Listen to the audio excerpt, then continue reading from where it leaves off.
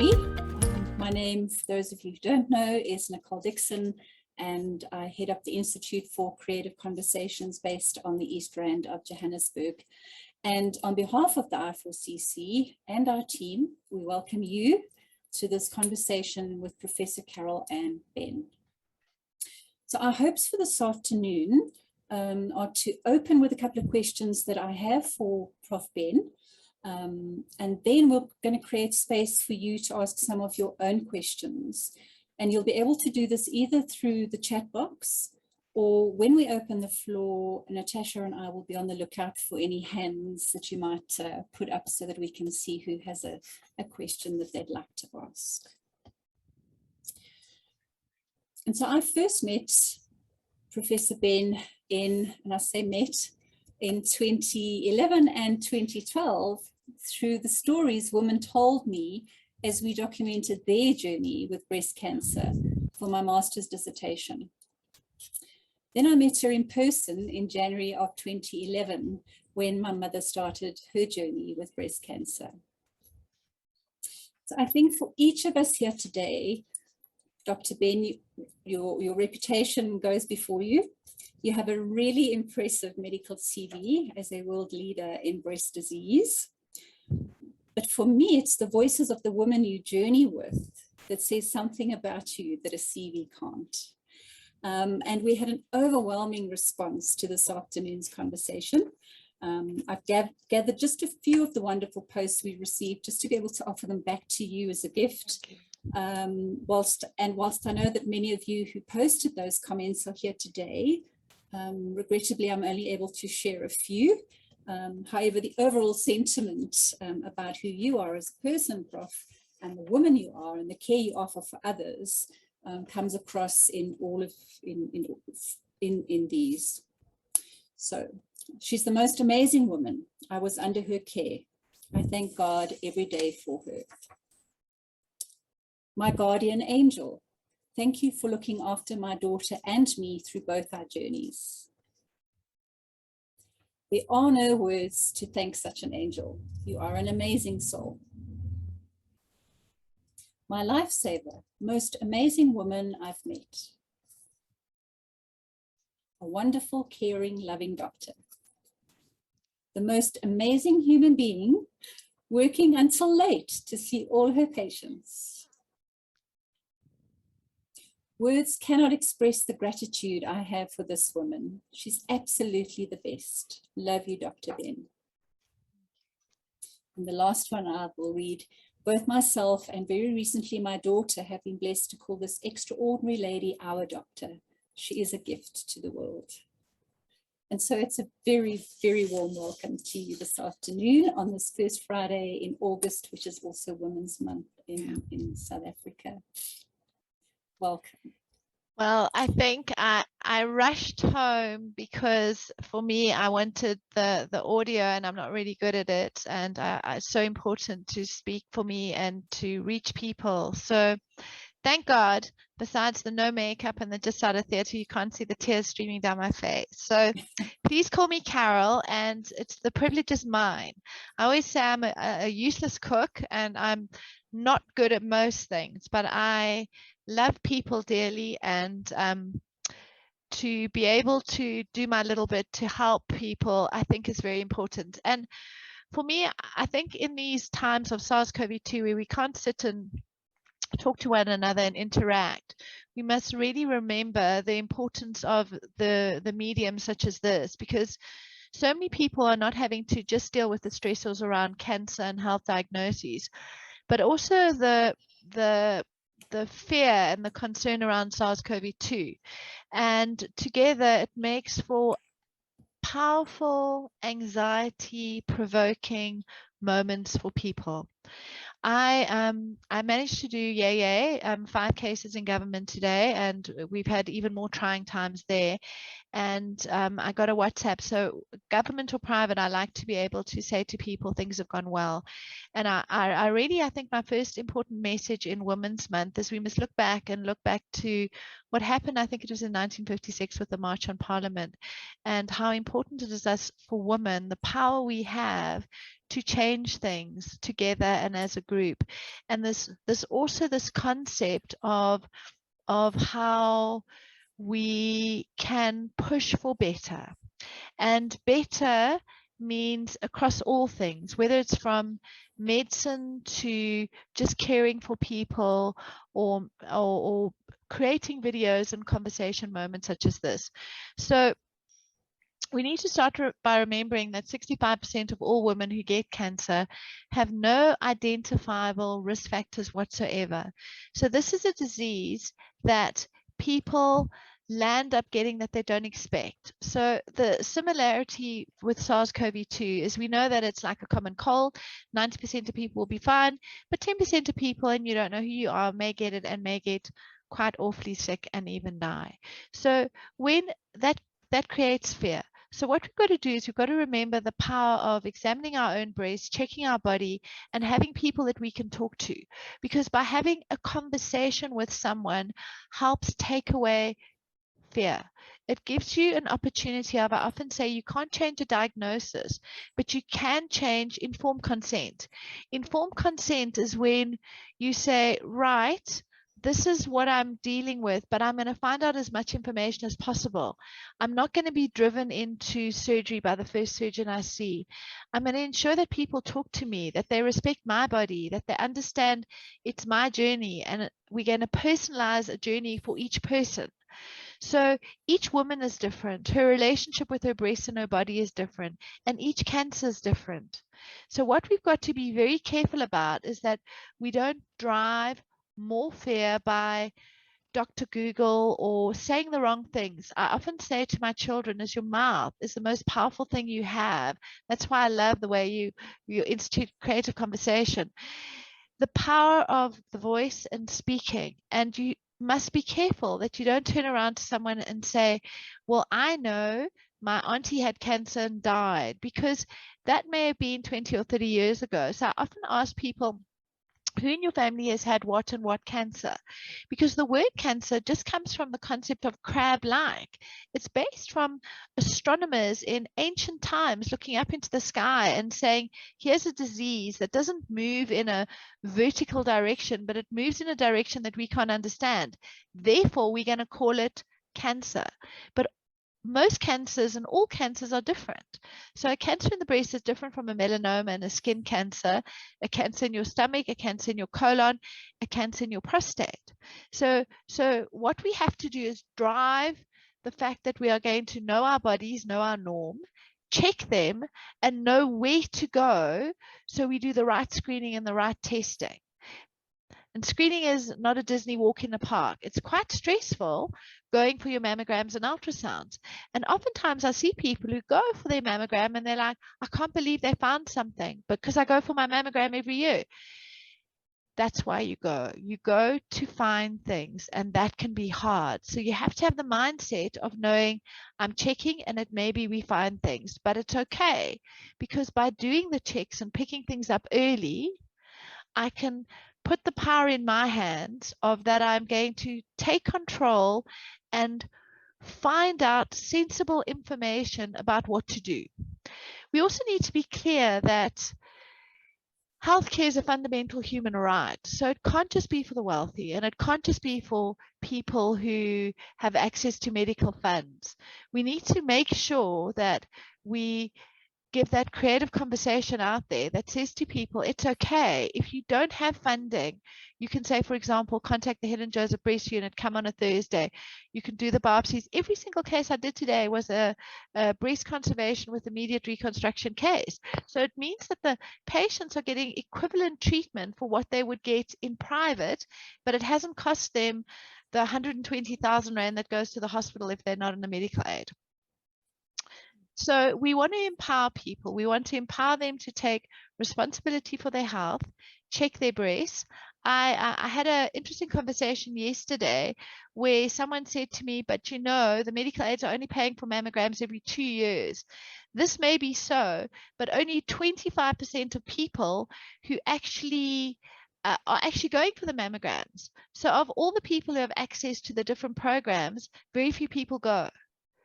Screening is health economics. It doesn't matter if you screen every year or every 2 years, every 3 years. It's about having a system where you're driving past the same place every time so you can see if there's something different. Because our breasts are kind of like the bushveld. Most things are benign, zebras and buck. And the more they are, the harder it is to see the predators. But you're going to check that same area every time in case there's a predator. I'm quite grateful in a way for technology because I know that it means that we're not upfront and personal, because sometimes what I do is I do a jiggle and I check my breast, and I always remember that as we get older, everything heads more south. So you kind of have to elongate the camera film to work out where everything's sitting. But the know your norm is important. So it's standing in front of that mirror, examining your breast, taking your bra up, having a look and see, lifting your arms, checking nothing's pulling on your nipple, understanding that things such as breast pain and nipple discharges and not all breast masses, it's not necessarily a cancer. So most women have breast pain, and interesting, we see a lot of glands up around post-SARS-CoV-2 vaccinations. So we must just be aware of that if we're going for our vaccines, that you may find a couple of days later that you have a little lymph node in your gland. And I often have people who've had cancer ask me, should they go for vaccines? Absolutely. There's almost no one who shouldn't vaccinate. Does it matter if you have it on the arm that you've had your cancer surgery or not? Absolutely not. Just be aware that your glands can go up. It's kind of like your body starting out at gym training for recognizing the virus should you get it at another stage. So we examine our breasts. If we find something we're worried about, we seek medical care. We know that breast pain, there are 4 types. You get pain on your ribs. Can I go up? Oh, pain on your ribs on the side. You get burning pain in your breast, which is like, it's ductictasia, it's asthma of the breast. You can get scenarios where you get hormonal breast pain, and that is stress induced. Prolactin is a little hormone that's released from your pituitary gland in the center of your head, and it produces prolactin increase, produces milk. So your breasts feel full and uncomfortable, like you want to feed a baby. What happens is the breast is an organ for blondes. It is a glorified sweat gland, and if you squeeze the nipples, you will also produce milk and you will have pain. We see more hormonal breast pain now because people are anxious and scared and worried, etc. And it's just recognizing what it is and understanding that it's not related to a cancer. If you examine your breast and you feel a lump, you're going to go for a sonar. And then what we can do is something called a needle biopsy and work out what it is. Now, today, most cancers are treated in a multidisciplinary environment. It means that you need to make sure that there are many teams of people discussing what is best for you. So we can have people that we can start on tablets, we can have people that we start with surgery, we can have people that we start on oncology care, and there are different types of breast cancer. So it's a bit like saying malaria, TB, fungus. If you treat them correctly, then 9 out of 10 ladies are alive and well 10 years down the line. But the most important aspect of people care is understanding people and understanding what their stresses and anxieties are. So for each person, it's different. So their walk is going to be different. So for one person, it might be fear of medicine, oncology, chemos, hormonal treatment. For another person, it might be the concept of surgery. And you've got to work out what the stressors are, what the drivers are, and what's the best thing for each person. In terms of breast cancers in youngsters, I've seen a phenomenal amount of youngsters with breast cancer in the last while. And I don't know whether it's related to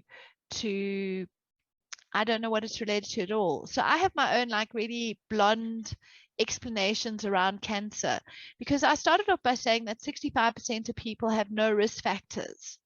So then why are we seeing so much cancer? I think it's because there are so many people around and people are living for longer, but that doesn't necessarily explain youngsters with cancer because they don't have family history and they don't have genetics. So I kind of think that in a way, if I had to walk up behind you and give you a fright, boo, okay, you would go, and then you'd like, your body would be working and you'd think, oh my God. And then you have that feeling of exhaustion, like 10 minutes afterwards. And I think that's what happens with our bodies. We get like this shock in our system, and at that exhausted phase, it's a bit like going on holiday and getting a cold. You work, and then you go on holiday and then you get a cold. And during that phase, our cells, I think, are vulnerable. And because they're vulnerable, there's always one in a family and two in mine. What's that Lion King quote? And sire, two in mine. Okay. So definitely at least three in mine. So what happens is those cells then have an ability to behave like terrorist cells, grow, divide, leave home, and behave badly. So, because I often get asked, what did I eat wrong? Is it too much chocolate? Is it too much wine? What is it that's caused me to get a cancer? And the true answer is we don't know. So 25% of people have family history of on dad's side or mom's side, colon, stomach. There's different family histories, and that's a bit like opening a lock. So I'm a supremely anxious traveler. So in my house, by order of the witch, all the locks are my birthday, like 221. So it means that if I pick up a bag and I travel somewhere, the lock will be that combination. So Titi, who's going back to the UK on Sunday night, sob, negative COVID test, but off she goes onto her, as children grow up and they have to, and it's a good thing. I promise you the locks that she leaves with will all have the combination of mom's birthday because mom is the anxious traveler. So I think that's what happens. You have prostate, colon, stomach, this, and there has to be that lock combination to open it in each family, which is why we're so bad at working out what is the genetic. So this whole Angelina Jolie phenomenon of BRCA, and which it actually only counts for 68% of cancer. So it's the minority. So most times we sit there and we go, actually, we don't know. So that's why we check. So I can talk solidly for hours. In fact, I can get Dom to bring me a glass of wine and then I can talk for days. Okay. But what I need to know is who's got what questions, and that I can track in that direction. So perhaps I could ask you one, Carol. You often speak about breast cancer having personalities. Yes. And I love the way you use metaphors when you even in your pamphlets, you speak of Alice in Wonderland down the rabbit hole, and Ghost Busting in Oncology, and Sherlock Holmes. And I'm just wondering about the personalities of breast cancer. Okay. So I like to talk in analogies because I'm sitting at Dom's computer and my gorgeous child is an insulin-dependent diabetic who's too bright for his own good, and then Googles everything and then decides not to have this treatment, that treatment. So to explain things in terms that don't overly stress people, for me, is very important. So, okay. The umbrella of care means that oncology reigns supreme. You have your breast and you do a little biopsy and we pick up what stage the cancer is, and everyone wants to know, what stage am I? It is less important than how the cancer behaves. So you have this guy who's dressed in a natty suit and he looks all nice and timid, but actually he's a little bit of a psychopath. But then you have this guy, big bulky guy, tattoos, etc., and he looks like really, sorry guys, we're not giving the guys a good go at this stage, and he's actually really just a harmless, gentle giant. So personalities of breast cancer, I divide them into 4, and that's based on new studies where we look at the genetics. And the first is a luminal A. I call it a Cartoon Network baddie. It's a really, really lazy cancer. So it's often not seen on mammogram. It's really slow growing. It's got high heel shoes on. It can barely walk. So you don't see it so nicely, and it's strongly hormone sensitive. These are wonderful if you pick them up early and you screen, because really, in fact, there are even studies today to show you can freeze them. You don't even need to operate. Or possibly what you can do is just take them out and maybe not even give radiation, or just give a bit in theater, or you can just give a bit of radiation and a hormone treatment, right? So they're lazy cancers. The problem with these is if you leave them for a long, long time. So people who sit with cancers in their breast and think, I'm not going into treatment because I don't want chemo, and then I don't want this, etc. So these things sit and grow, and then it's kind of like getting chewing gum out your hair. It's hard to manage. Those are your luminal A's. Your luminal B is the big group, and it's a what I call a mismatched group of baddies. Some of them are not so baddies. Some of them behave like a little bit like baddies. But if you understand how they're behaving, kind of like Con Air, if you understand how the little psychopathic person is, you can then work out this is a better way to treat it. So that's why I say personalize your treatment. So these are hormone sensitive, but their tackies can be very slow, high heel shoes to running shoes. There's nowhere in any breast cancer that the tackies are Usain Bolt sprint shoes. So you don't have to rush into anything. Any doctor who tells you, quick, it's an aggressive breast cancer, you must take your breast off, one or both, is lying to you. Because if cancer is aggressive, you shouldn't even be starting with surgery. You should be starting with some form of oncology treatment to kill the cancer first. And that is the future. So I often say surgeons like myself are like, they're going to walk to like Madame Tussauds and go, oh, that's what a surgeon looked like, okay? Because they're really dinosaurs. That's why they have these little hands and these small brains and these, because really we don't need to do lots of surgery anymore. Just putting Dom's cat on my lap here. So the luminal Bs is a whole range of groups, and in some of them we can genetically profile them. And this is like my analogy of your daughter's dating two guys. So the one on the Friday night he brings home, ticks every single box. Okay, that would not be you, Dominic. Okay, all right, but he goes, drives a nice car, has a good job, says the right things, brings you flowers. You go, oh, amazing, amazing. This is the guy I want my daughter with. And the next night she comes home with a guy on a motorbike, tats and everything, and goes, hey, dude, I'm living life. And you automatically assume that the Friday night dude is the dude that you want your daughter with. But actually, he's a manipulative, a-hole, horrible person who's not going to look after your child, where the one on the Saturday night is just like my kids growing up to be decent people. So that's what you've got to do. The third type of cancer I use my Maleficent analogy, because I still haven't watched Maleficent 2, but I got to get there. I'll watch it while I'm writing something else. But she was considered a bad fairy, a wicked, evil fairy. And actually, in the movie, she turns out to be really not such a bad thing. And that's the thing with HER2 positive cancers. They have a target inside the cell.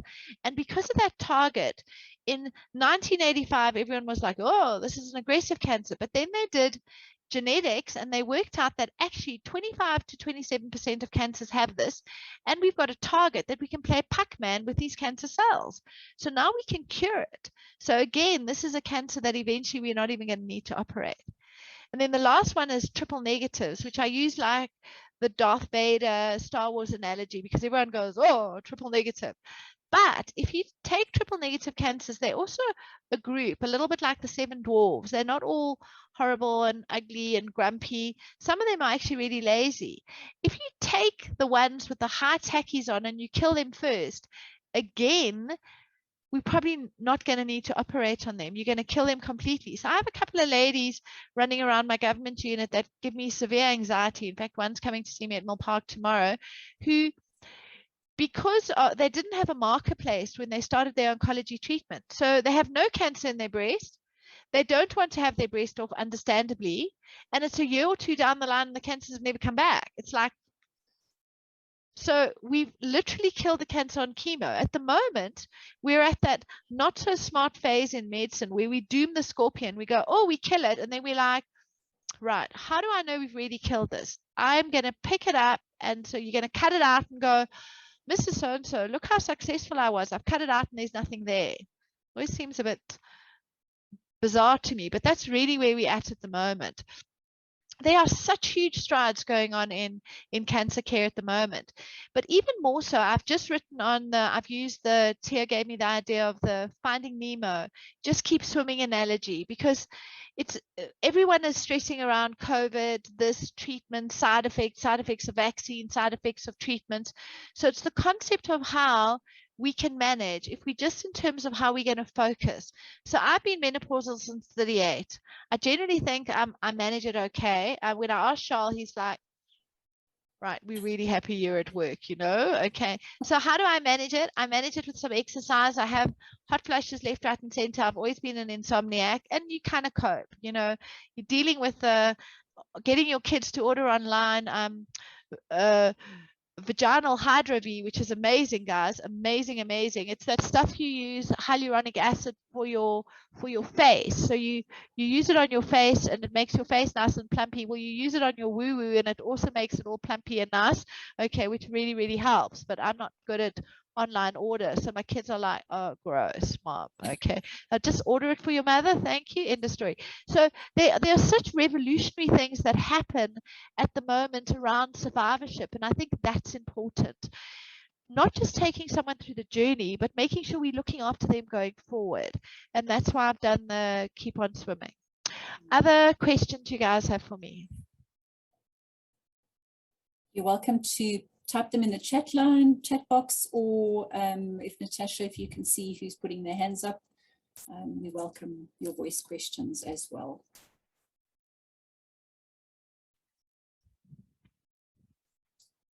Innovations, they're huge innovations.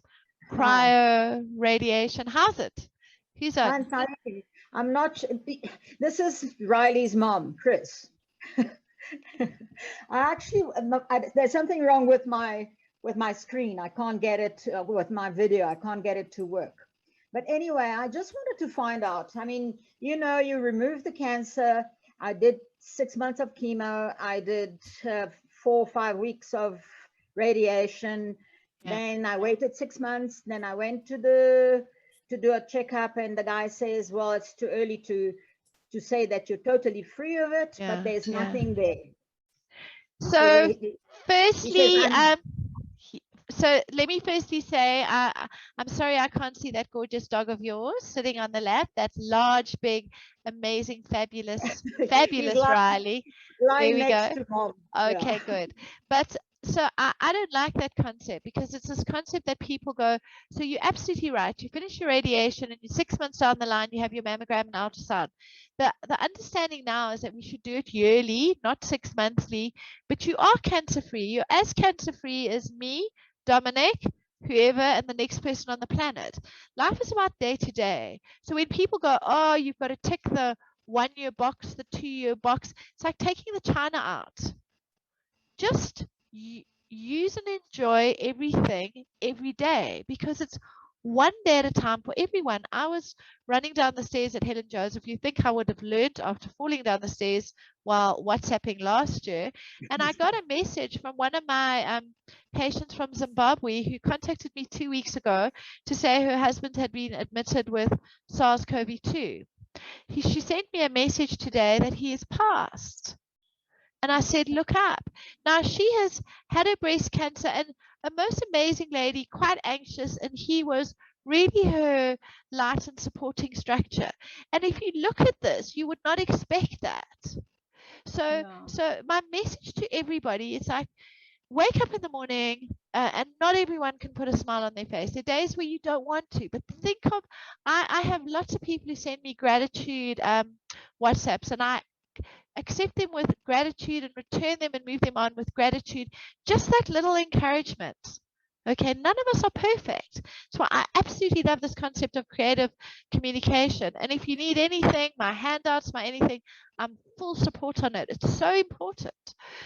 So you are cancer free. You are getting on with your life. You are cancer free. You had a type of cancer that we can cure and treat, and you had absolutely every bells and whistle treatment. You get on with your life every single day, just like the person on the screen next to you.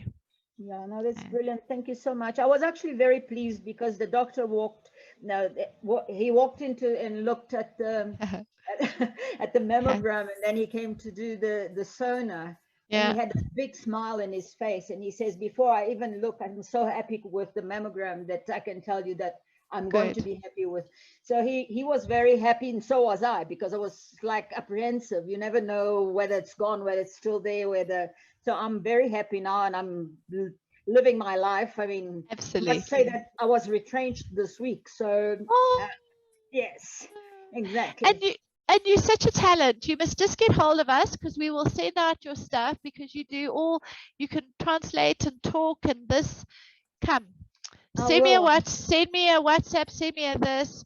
Yeah. Come and have a cup of coffee. Let's see how we can help. And this is what's Yeah, important. would be Okay. fantastic. Thanks, Carol. Okay. Thank you very Pleasure, much. Stay pleasure. well. Thank you. So we have Dina Block who would like to ask a question. Dina, if you Hello, can. Prof. Long A time. blast from the past. It is 16 wonderful. years. I know, 16 years. Are you not amazing? And you know what? An inspiration to everybody. Well, I'm How- going through I'm it sure- again. I am going through it again now. Okay. First How of all, the there's kids? nothing wrong. There's nothing wrong with my video. It's off deliberately. I'm not looking too Okay. good. Okay. And just before I ask my question, Yeah. just a comment from what you said previously is Yeah. you live your life from mammogram to mammogram. Yeah. And hopefully then the day after the next mammogram, you live it from that mammogram to the next. And that's how it works. We all do. Oh, yeah. Yeah. My question is what you said about healthcare being a fundamental human right. Yeah. And as well as the innovations that we're so fortunate in this day and age to have. Yeah. But my issue with that is the discrepancy between it being such a fundamental human right and everything that's available to us these days, but not available to us here in South Africa. And I'm going through that now. And my exact example is the PARP inhibitors, that it's there, it's a life-changing, it's a life-saving treatment, which I'm needing, and I cannot get my hands on it. Have they done? And I'm not talking about the cost, that's another hurdle. Yeah. But have they done a PD-L1 on you? I don't know. What is that? So PD-L1 is because there's new data out around the type of cancer you had, of pembrolizumab, and there are a couple of really good targets that you can look at.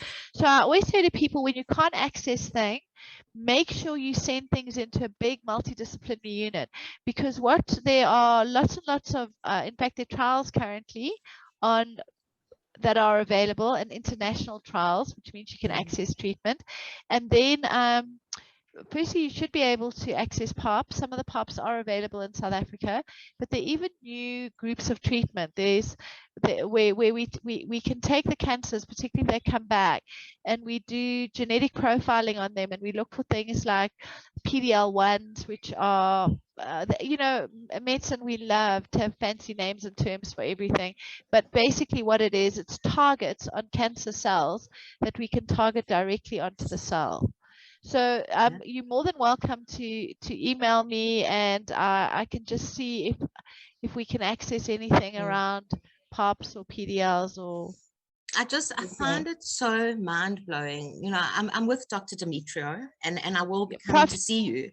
Prof is lovely, Georgia. Okay. And you know, she's trying from her side, but I just find it mind-blowing that I've got to sit on the phone all day and phone AstraZeneca and try and get the contact and beg for treatment to save my life. So this is where I like to say, this is where we are buddies in this together. So most people on this chat of my cell, I'm going to give it to you. You're going to send me a WhatsApp, and what I will do is see who I know at AstraZeneca.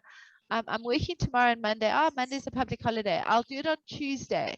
I'll find a contact and see who I can put something up their ass. Okay, so it's 083 321 3365. I actually remember that number. Can you believe it? It hasn't changed. I know. Okay, thank you. Send and it's so nice to see you. It's great to see you too. Okay, how are the kids? Good, 17 and 15. My word. And I bet you all taller than you. Yeah. Yeah, I'm also the shortest in my house. Okay, guys, who else has got All right. questions? So Anne asks, she has 2 sisters who have had breast cancer. Yeah, yeah. Mother with colon cancer, brother prostate cancer. Should she have genetic testing? That is such a good question, because what we should do is we should test someone with a cancer. So if anyone is alive, we should test them. But I do have a very clever pathologist I'm working with that we're working out because the cost of genetic testing is prohibitive. So what we can do now is we can do massive panels of testing. So again, if you just drop in an email, we should be testing someone with a cancer, because if they test positive, then we can test someone else in the family. But when we've got all these family screening links of lots of cancers in, I try and send it to Chris Maskey and Nolene, because they're looking at doing a study on where they can do massive panel genetics, because otherwise, for what you get for a couple of genes or founder mutations or 6 or 8 or 20, you don't get a lot of information, and then everyone turns around and says, I've got all this in my family, but we don't know what's going on. So oftentimes we may not work out what's going on, and then you need to have a sensible screening program. What do you do? Mammograms, gynae, skin checks, colonoscopies, how often, but we are getting better at genetics. We're not great at it at the moment, but there are sensible panels available. Thank you. Can I just ask a question? Yes, Anne, so go for it. my brother and sister have both survived cancer, but they don't have cancer at present, so that wouldn't help, would it? No, if they've survived it and they don't have it, they're absolutely, because you're testing their genetics inside them, not the genetics of the cancer. So what we want to do is we want to ask them a couple of questions and see if we can either do it. It's all very like sci-fi and who's that? Sherlock Holmes. We just can take a little swab from your mouth or a little blood, and then we can check their genetics. And then what we can do is check yours if they have something in their genetics. Thank you. Okay, good. We have an anonymous question. At what age should women start having mammograms? Some people say 40 is the magic number. Is this true? So there is no magic number. The way international screening is going is it's a bit like oncology. It's becoming quite personalized. So you know your norm, you examine your breast. If you feel something that you're not happy about and you're under 35, you start with a sonar. It's not that we can't do mammograms in people under 35, it's that the tissue's dead. So the sonar is the binocs and a better way to look. Mammogram is like driving in the game park from the side. If you're looking at a jungle, it's harder to look at than if you're looking at like an old bat like me, savanna. Okay, all dried up. Okay, so what we do is we say a baseline is somewhere between 35 and 40. The international guidelines start at 50. They start at 53 yearly in the UK, 50 yearly or 2 yearly in the US. It's changing, 40 in Sweden. And the reason is it's about health economics. So South Africa doesn't have any screening guidelines. So some of the medical aids will give you, take what you can get. And if you're worried, phone a friend, because if we find something, we can then bring it forward and sooner. But the rule is if your tissue's dense, you may need to have yearly mammograms and sonars every 6 months. If your tissue is like savanna, they may say to you, come every 2 years, and that's all you need to screen. So there is no magic number. It's about understanding your breast, your family history, and being sensible about how you screen and when you screen. And we screen in government too. Okay, good. Thank you. So there's a question from Tam in the chat line. 4 sisters, they're all online right now. One you treated at 33 years, which is Tam's current age. Okay. And that was 20 years ago. Recently, another sister has had ovarian cancer, but treated and clear now. Okay. They have tested BRCA positive, other sister negative, and I need to check. If I do suggest any precautionary measures, hysterectomy, etc. All right. So basically, you have the same genetics since the day you were born. So it's kind of like you look at someone's mother and you go, oh, I mean, Charlotte always says, you're becoming your mother, right? Okay. Pardon? Okay. So when you pick up genetics, you pick it up from your father and your mother's side. So it's not necessarily from the mother's side of the family. If you are sitting with BRCA in your family or something in your family, madness, Alzheimer's, this, etc., some things you can screen for and some things you can't. So you need to recognize it. Then you need to decide, what type of person am I?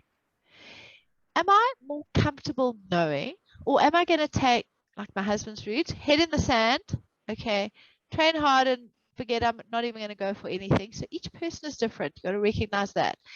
If you do decide to go for genetic testing and you come at BRCA positive, remember you've been BRCA positive since the day you were born. So now what to do? Do you need to do a bilateral mastectomy and a hysterectomy? No. Okay. You need to decide what your anxiety is. You heard what Dina said, and same often for me. You know, I kind of go from screening test to screening test, and I'm super anxious, and I have cancelitis, and then I don't know whether it's better or not, and then there's a polyp in my colon, and I'm like, oh my God, and how often do I need to screen now? And so looking is not easy. So I always feel when I'm walking up to my mammogram, I feel like I'm walking the plank. So for people who get more and more anxious around their investigations when they have a higher risk of getting something, you then need to ask, what's the best precaution for you? So for some people it is take out all the tissue and put prostheses in, which is not a nirvana, because you can land up having to replace prostheses 10 years down the line, or we have like a small percentage risk of lymphoma around prostheses. How do you feel about having cold Barbie boobs? But about 20% of people, for them, it's the right thing to do. That's okay. Some people feel that, I don't know that I want to be in menopause at 35 or 36. Because taking out your uterus and your ovaries at 33 or 35 or 37, you have a high risk of having cardiac disease in your 50s. So it's individual, and you then got to look at the age that these people in your family present with cancers, because sometimes with certain of the BRCAs, people can present early and with aggressive cancers. So the whole Angelina Jolie story, it's about what your drivers are. You can't judge until you walk in someone's shoes, their shoes. So everyone's quick to say what people shouldn't do. But you don't know, it's different when you're in your 20s and you're partying hard and this, and when you are almost 40 and you have a whole brood of children and now your aunt dies of something, then you have that sense of it's creeping closer. And you may decide for you, the right thing then is to do risk reducing surgery. But there always has to be good counseling about the pros and the cons. Because taking out tissue that's higher risk but normal, what if you're not happy with the results after you do it? So you've got to go through those. You've got to look at what is your biggest, albatross on your shoulder. So if the albatross on your shoulder is fear about it's going to happen to me, then you're better off taking out all the tissue. But just because Sister A has it doesn't mean Sister B is going to do the same thing than Sister C. We have a right to have respect for people's right to choose, and the fact that we all wire differently. Some people have fears around completely different things to others. Got loads of them, but we just got to understand what are the biggest concerns for each one of us and respect that. So yes, she can test if she wants to. If she doesn't, then her sisters must accept it. If she does test, she doesn't have to do anything. She may decide to, or she may decide just to have close follow-up. Okay, thank you. I hope that answers your question, Tam. Thea asks, should one continue with hormone blockers if you've had a hysterectomy and bilateral mastectomy? So hormone blockers are, so trying to work out what you mean. So if you're meaning HRT, hormone replacement therapy, if you've had bilateral mastectomy and hysterectomy, then absolutely you can go on HRT, particularly if you have symptoms that require them. So when you have iatrogenic menopause, so complications around surgery, ovaries out, etc., you have more severe menopausal symptoms. And for you, it may be better then to have hormone replacement. I was reading a really nice review out of ASCO, or maybe 2 days ago, where they showed that in fact, in some women who haven't even had oophorectomies or breast off, that estrogen only HRT may actually be protective and decrease breast cancer risk, which I find quite interesting. So the data changes all the time. At the moment, we say avoid progesterone and estrogen combinations. We prefer estrogen only. You can only do estrogen only if you've had a hysterectomy, or otherwise you must put a Mirena in. I don't have strong pro or anti feelings. I don't take HR. I don't have strong feelings one way or another. It's a fertilizer. It's not a causative agent. So it's not causing cancer, but it's fertilizing the cells that are there. Okay. Yeah, hope that answers your question.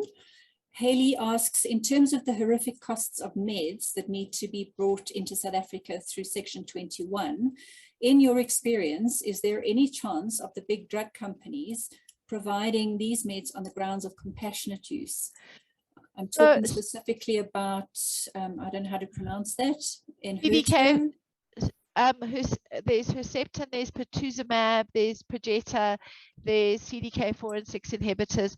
So these medicines cost a fortune because they take so long to produce and find. But I still think that the drug companies and advocacy groups must work together to make sure people can access care. I'm super fussy about that. So how do you do it? You must check the pharmaceutical companies for what we call access programs, early access programs.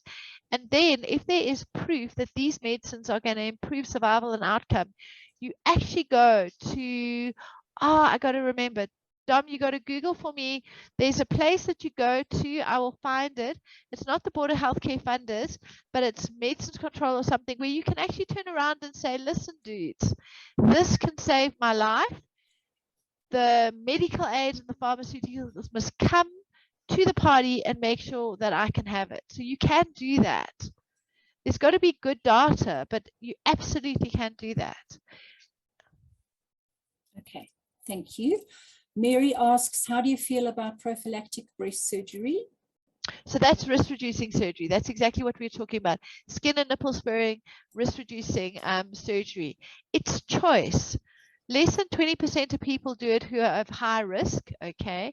You can, if your anxiety, your albatross is, I've got such a strong family history, every time they biopsy, they find something. So there are genetic triggers for doing it. There are radiological triggers. You have busy breasts and they're biopsying it all the time. There are pathology triggers, such as sleeping cancers and high risk, that cause people to decide they're going to do risk-reducing surgery.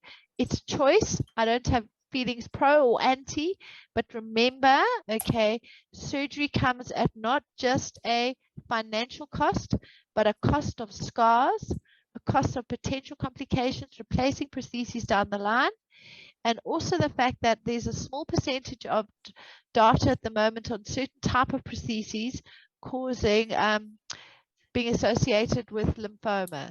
So you need to have that serious chat about the downsides and not the upsides. You must never rush into something and just think, oh, I'm going to do it. I'm going to just do here. I'm not that surgeon who's going to ever do cut just because I can. So I want people to understand what the downsides are. And if the upsides outweigh the downsides for you, then it's the right thing to do. Okay. I hope that answers your question, Mary. We have a question about getting the COVID vaccine if they are still young or having babies. Absolutely. So vaccinate. I actually interviewed Charles on it. He's a great one to have on your conversations. He's really clued. If you think I explain things well, he just like leaves me standing. He always says stick in your row. But what he talks about, I quite enjoyed it, is he explained what a vaccine is, that it's a little bit of a cell from like either a long time ago, and they've had coronavirus vaccines for over 20 years. The economics has driven push to it now, and all a vaccine is makes your body go to gym. So those little cells recognize it, so that if you they train all your other cells to recognize it. So if you pick up the virus, you get less sick. So a vaccine doesn't necessarily prevent it. So if you had a measles vaccine, you may have still got measles, but it just means you don't get so sick. So people don't get so sick, don't sleep in hospital, and don't die. So you can have it if you're on chemo, 2 weeks after your chemo. You can have it if you're on radiation. You can have it if you're on endocrine treatment. Don't worry about the clot risk. His explanation on the clot risk is that I think you had, I can't tell you to what power. He said that the contraceptive pill, you're more likely to get a clot on. The HRT, driving in your car, flying to Cape Town. So it's really, really minimal. More chance of being struck by lightning like 10 times in a row. So it's very, very low. So whatever concerns you have about the vaccine, you're welcome to speak to people about it. And like I said, I'm happy for Charles to do something with you guys. But absolutely do it. Do it, do it, do it. Okay, there you go, Tam. Rebecca asks, would you mind just giving your opinion on exercise and breast cancer? There's many studies, she says, on how exercise reduces breast cancer risk. Do you have an opinion on exercise as rehabilitation? Absolutely. So exercise decreases cancer risk if you don't have it by 42%. And if you have cancer, it decreases the chances it's coming back, probably as equally effectively as taking your endocrine treatment like your tamoxifen and so. Yes, okay. Exercise is amazing. It is not easy, okay? So you need to phone a friend and you need to work out what's best for you. You should be exercising at least 45 minutes a day, and some form of aerobic, some form of cardio, whatever's good for you. But exercise is important. It's also good for your head. So absolutely, absolutely. Says me that every couple of weeks I'm like, oh, and then I go for a long run and then I crank around for the next day or two. I had great plans for finishing this lecture and going for a run, but I mean, a glass of wine might sound better. Might sound better, absolutely. Okay. All right, so we have a question. What are your feelings on breast implant syndrome? It's a lovely question. So it's something relatively new. Alex Gribnick is a real good go-to, again, someone to talk about breast implants. I think she was on Carte Blanche. I sourced her from the unit. She's one of our recon specialists. And it happens. So it doesn't happen to everyone, and it's quite unusual. And it's a whole variety of symptoms that people get. So it's not the same thing as the story about silicone and silicone being bad for you. Silicone is glass, okay? It's silica, and it's an inert substance. But with anybody, not everybody reacts to things the same way. It's a bit like your post-COVID fibromyalgias and costochondritis. There's such nebulous variety of symptomatologies that it's hard to pinpoint. The best way to look at it is, when did my symptoms start? How many possible things can I tie in related to my symptomatology before you go ahead and you say, right, this is the cause. So there are many detailed questions that we ask, and we try and work out exactly what it is. And if you fit enough criteria for it, it could well be a breast implant syndrome, and then you should probably take them out. Look, we use implants when we reconstruct. I'm not that girl that's going to go and have breast implants just cause. I mean, it's a personal choice for people, but I think you have to be aware that with anything, you have a potential complication to doing it.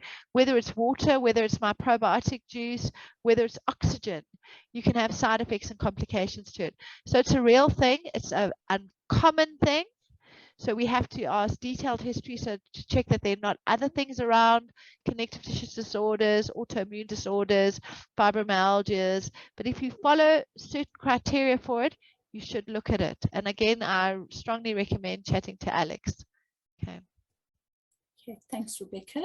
And then the last question I think we have is from Thea about that bilateral mastectomy and hysterectomy. The hormone blocker that she mentioned is called letrozole. So she wants to know if she can stop using that. Okay, there's nice data on letrozole. Letrozole, they now show that you only need to be on it for 5 years. 5, they can maximally push to 7, but not like tamoxifen, 10 years. So What we previously didn't know is that the thing with letrozole can affect your bone density, but also it causes you to have aches and pains in your joints, is you can get hold of Chiara from the Pink Parasol just to check if it's not a HER2 positive cancer, if it's purely ERPR positive cancer, you can go curcumin, buy curcumin. There's good data now to show that you can use it, and it really is revolutionary for joint aches, etc. So that, as well as the medicinal marijuanas, work really, really well to counteract the side effects. So you can't stop your letrozole just because you've had a hysterectomy. If you've had a cancer, you need to be on it for 5 years. After 5 years, you can stop it. Okay, Thea, I hope that answers your question. I just see that we are on the dot 5 o'clock. And we seem to have been out of questions. So, Carol, we honor you, we salute you for the justice work you do, for the journey that you walk alongside your patients, and for what you mean to so many people. And thank you so much for your time with us today.